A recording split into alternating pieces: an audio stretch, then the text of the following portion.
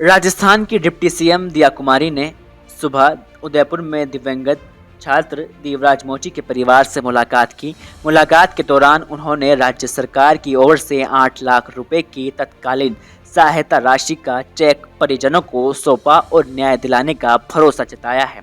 दिया कुमारी ने कहा कि इस केस में कोई भी कमी नहीं रहेगी और केस की जांच निष्पक्ष रूप से की जाएगी।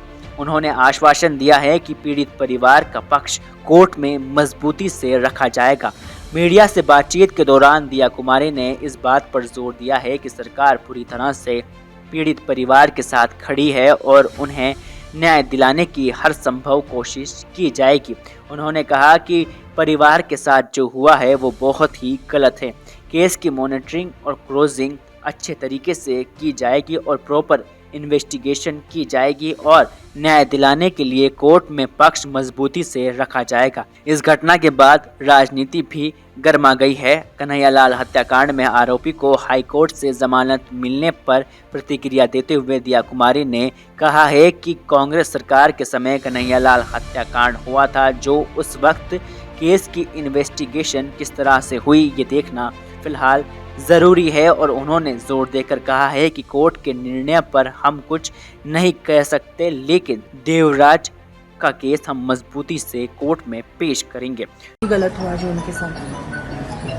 मैम, कल अभी उनकी मां ने कहा कल कन्हैयालाल हत्याकांड के आरोपी को भी एक को जमानत मिली है। किस तरह से इस केस की मॉनिटरिंग जो है वो की जाएगी ताकि जो भी केस की मॉनिटरिंग क्लोजली की जाएगी और अनबायस्ड वे में की जाएगी और जो भी इन्वेस्टिगेशन है वो भी पुख्ता हो, उसमें कोई कमी नहीं रहे। दुर्भाग्यपूर्वक कांग्रेस के समय कन्हैयालाल जी वाला हुआ था, उस समय इन्वेस्टिगेशन कितनी अच्छी तरह से हुई नहीं हुई ये भी एक पहलू है जिसको देखना ज़रूरी है।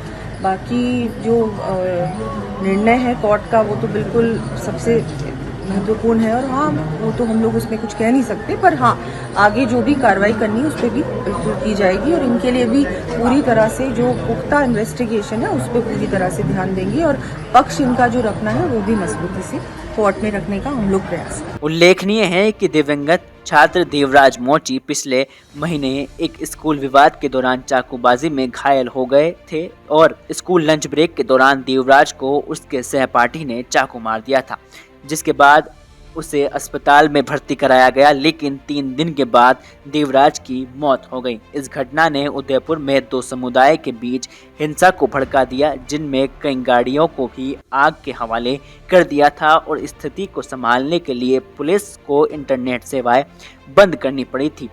उदयपुर की इस घटना ने राज्य में सुरक्षा व्यवस्था और प्रशासन की संवेदनशीलता पर सवाल खड़े किए। इस मामले में सरकार की भूमिका और दी जा रही सहयोग राशि से पीड़ित परिवार को और स्थानीय समुदायों को कितना संतोष मिलेगा ये देखना फिलहाल बाकी है। साथ ही उपचुनाव करीब आने के साथ ही विपक्षी पार्टी भी इस घटना को भुनने के पीछे लग चुकी है और ये देखना दिलचस्प होगा कि क्या दिया कुमारी का यह आश्वासन पीड़ित परिवार के घाव पर मरहम लगाने में सफल होगा या फिर क्या राज्य सरकार इस मामले में न्याय दिलाने के लिए अपने वायदे पर खरी उतर पाएगी या नहीं, ये फिलहाल समय बताएगा।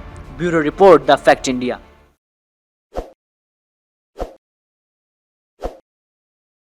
ताज़ा खबरों के लिए विजिट करें द फैक्ट इंडिया की वेबसाइट और डाउनलोड करें द फैक्ट इंडिया ऐप।